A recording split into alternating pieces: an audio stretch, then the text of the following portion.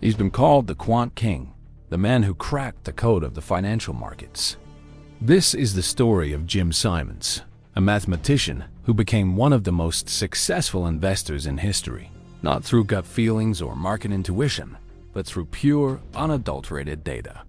His journey from academia to the pinnacle of finance redefined what was possible, proving that with enough brainpower and computer power, you could find order in the chaos of the markets. Born in 1938 in a small town in Massachusetts, James Harris Simons showed an early genius for mathematics. While his friends were playing, he was lost in the world of numbers. His father owned a shoe factory, and a young Jim even had a brief stint sweeping floors and managing inventory. It was a humble beginning, but instilled a work ethic that would define his entire life. This early fascination with patterns and problem-solving set the stage for a legendary career. His academic path was nothing short of brilliant. He earned his bachelor's degree from MIT and then a PhD in mathematics from UC Berkeley by the age of 23. His thesis on differential geometry was so advanced it left his professors in awe. Simons quickly became a respected professor himself, teaching at both MIT and Harvard. But his career took an unexpected turn in the late 1960s when he joined the Institute for Defense Analysis, or IDA. There, he wasn't just teaching theory. He was a codebreaker, using his mathematical skills to crack complex cryptographic systems for the US government during the Cold War. This experience was crucial. It wasn't just about math anymore.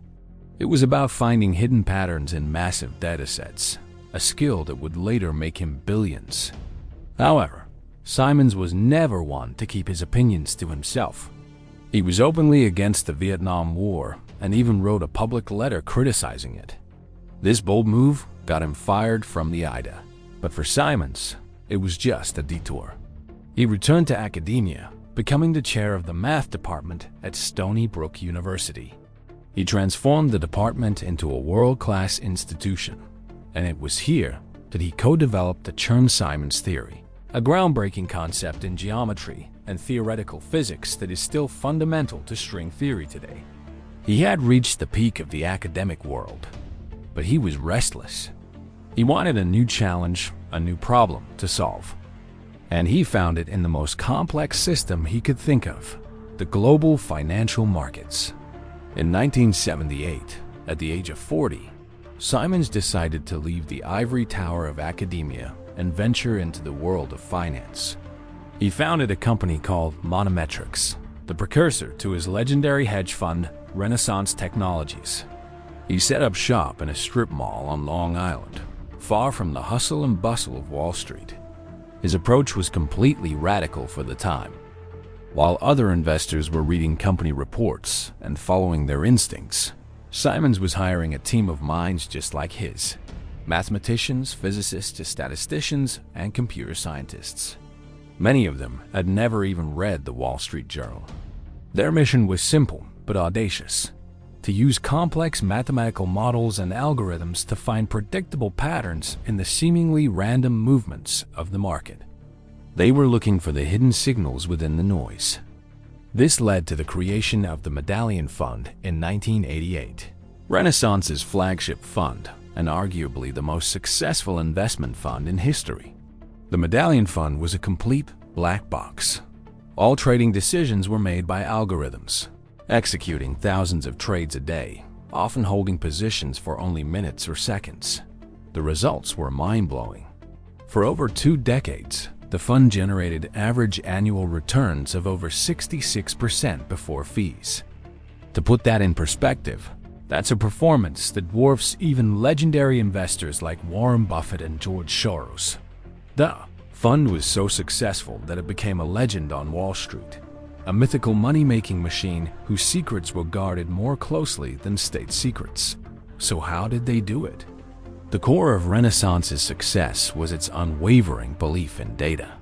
Simons and his team amassed one of the largest private data collections in the world, hoarding decades of historical market information for everything from currencies to commodities.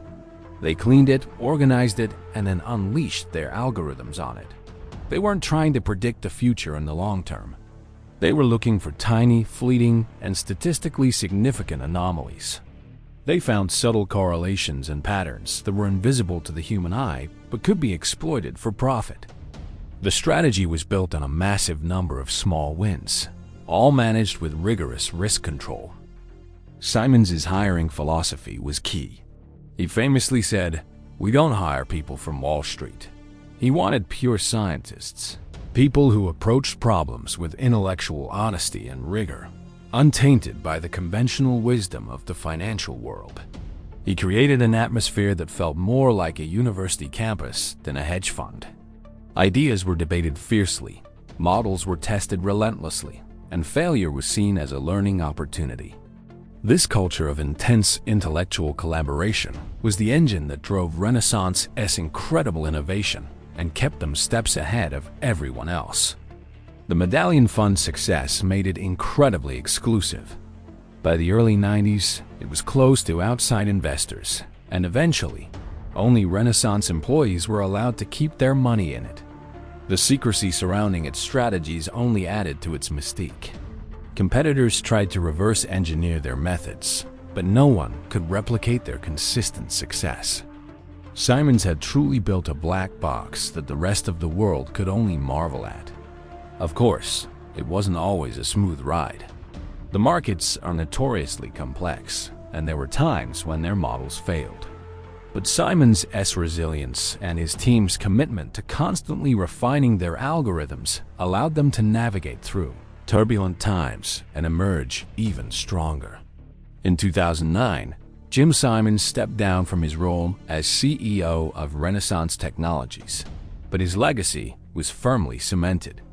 The firm he built continues to be a dominant force in quantitative investing, managing tens of billions of dollars. More importantly, he pioneered an entire industry. Today, quantitative and algorithmic trading are mainstream, with hedge funds and investment banks all over the world trying to emulate the model that Simons created. He proved that finance could be a science. But Simons' story doesn't end with finance. Having amassed a fortune of tens of billions of dollars, he and his wife, Marilyn, turned their focus to philanthropy. Through the Simons Foundation, they have become some of the world's most significant benefactors of basic scientific research. They've donated billions to advance our understanding of mathematics, physics, and life sciences. The foundation is a leading funder of autism research, driven by their own family's experience with the condition. They've also established projects to explore the origins of the universe and the mathematical foundations of life itself. Simons has also poured money into improving math and science education, creating the Math for America program to support and retain high-quality teachers in public schools. Despite his immense wealth and influence, Jim Simons remains a deeply private and humble person. He rarely gives interviews and often redirects credit for his success to the brilliant team he assembled at Renaissance. His life is a powerful testament to the power of curiosity, the importance of interdisciplinary thinking, and the relentless pursuit of knowledge. He showed the world that the abstract language of mathematics could be used to decipher the very real world of finance. Jim Simons didn't just get rich. He solved one of the hardest puzzles on the planet.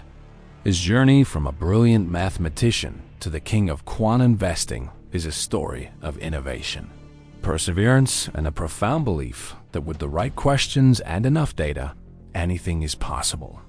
Thanks for watching, and don't forget to like and subscribe for more stories about the world's greatest innovators.